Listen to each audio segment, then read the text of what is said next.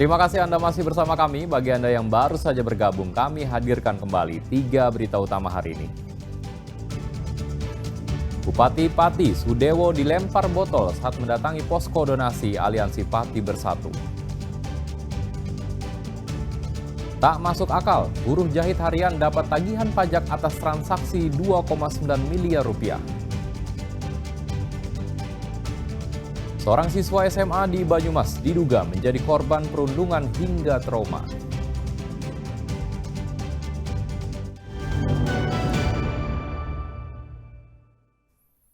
Ya, seorang siswa SMA negeri di Banyumas diduga dibuli oleh teman sekolahnya ketika mengikuti masa pengenalan lingkungan sekolah. Hingga kini, terduga korban enggan sekolah karena trauma.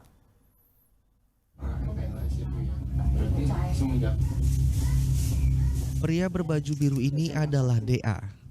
Ia hanya duduk terdiam saat sang ibu menceritakan kronologi dugaan perundungan yang dialami anaknya.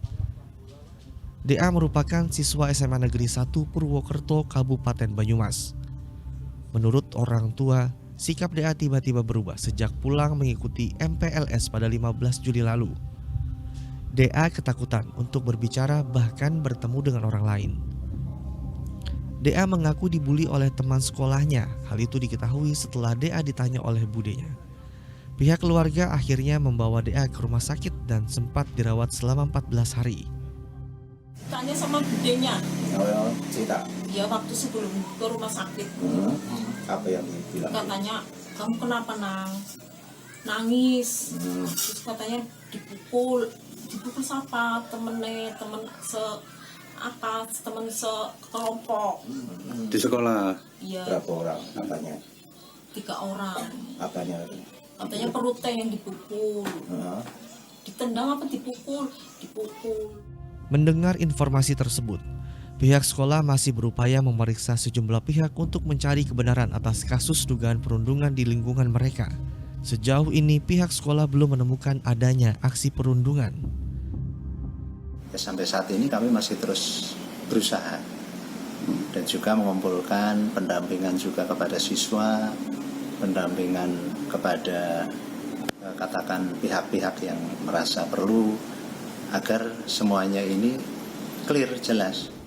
Sampai saat ini kasus dugaan perundungan di SMA Negeri 1 Purwokerto belum menemukan titik terang. Mardianto melaporkan dari Banyumas. Kepala Badan Narkotika Nasional atau BNN RI, Komjen Pol Martinus Hukom, buka suara soal pegawai BNN Kabupaten Asahan, Sumatera Utara yang terlibat perampokan. Ia memerintah agar pegawainya itu dipecat dan diadili di meja hijau.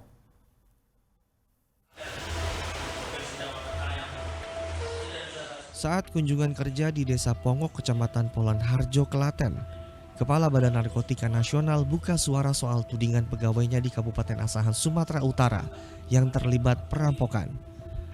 Ditemui pada Kamis pekan lalu, Komjen Pol Martinus Hukom memerintahkan pegawai BNNK Asahan itu untuk ditindak tegas.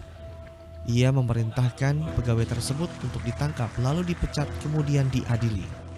Kalau kita mau membuat organisasi itu menjadi baik, maka integritas pimpinan dulu harus diperbaiki. Kalau tidak mampu, ya kita tidak bisa menegur anak buah kita. Nah, saya perintahkan tindak tegas, tangkap, pecat. Oke? Pecat, bawa ke pengadilan.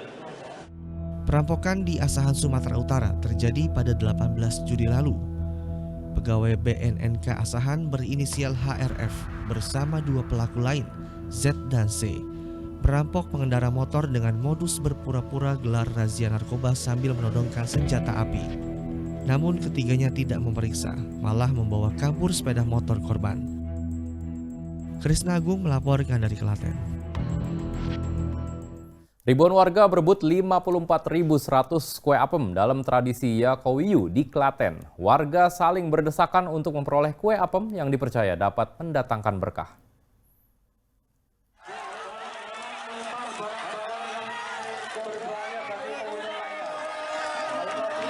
Tradisi sebar apem Yakowiyu dimulai. Tradisi ini dilakukan di lapangan Klampeyan, Kelurahan Jatinom, Kecamatan Jatinom, Kabupaten Klaten. Jumat siang, ribuan warga dari berbagai daerah memperebutkan sebanyak 54.100 kue apem. Warga saling berdesakan untuk memperoleh kue apem yang dilemparkan dari atas panggung dan atas menara. Warga harus berebut dengan ribuan warga lain untuk memperoleh kue apem. Warga meyakini apabila memperoleh kue apem akan mendatangkan berkah dalam kehidupannya. Sebagian kue apem akan dimakan dan sebagian lainnya akan ditanam ke sawah untuk kesuburan. Nyari apem buat kesehatan, ya buat apa ya? Berkah ya, dapat rezeki banyak. Tadi dapat berapa? Saya dapat 2. Iya. Tadi desak-desakan? Iya, desak-desakan. Kenapa harus desak-desakan, Ibu? Ya, pengen aja nyari apem. Sebelum diperebutkan, gunungan kue apem dibawa dari halaman Masjid Besar Jatinom menuju lapangan Klampeyan. Semua apem dipersiapkan warga dari hasil sedekah. Apem itu berasal dari kata afuun, yang berarti adalah ampunan. Eyang Kyai Ageng Gribek berdakwah bersiar dengan apem ini, mengajarkan kepada para santrinya untuk kita selalu tidak henti-hentinya meminta ampunan kepada Allah SWT. Tradisi sebar apem Yakawiyu merupakan tradisi untuk mengenang Ki Ageng Gribik dalam penyebaran agama Islam di wilayah ini. Krisna Agung melaporkan dari Kabupaten Klaten. Sebelumnya ratusan pelajar memasak bareng sebanyak 3.000 kue apem untuk tradisi sebar apem Yakawiyu di Klaten, Jawa Tengah. Generasi muda tersebut ingin berperan dalam melestarikan tradisi sebar apem yang telah dilaksanakan secara turun-temurun. Di halaman SMA Negeri 1 Jatianom, Klaten, berjajar ratusan kompor di atas meja. Kamis siang, lebih dari 500 pelajar belajar membuat kue apem. Mereka membuat adonan sendiri hingga memasak kue apem yang terbuat dari bahan tepung terigu, tepung beras, santan, dan juga gula. Ternyata, kegiatan ini bukan sekedar belajar membuat kue apem, tetapi memiliki makna yang syarat budaya. Membuat apem karena untuk mengenang tokoh Kyai Ageng Gribik, tokoh seseorang yang menyebarkan agama Islam di Jatinom. Kita membuat apem karena untuk melestarikan tradisi Yakawiyu ini.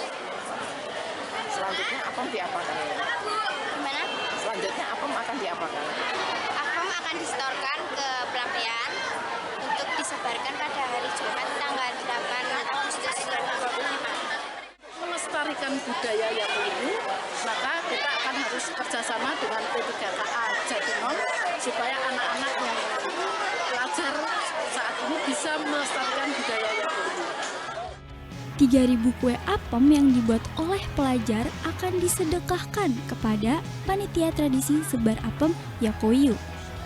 Seluruh kue apem akan diperebutkan masyarakat dalam tradisi sebar apem Yakawiyu untuk mengenang Ki Ageng Gribik dalam penyebaran agama Islam di Jatianom. Krisna Agung melaporkan dari Kabupaten Klaten.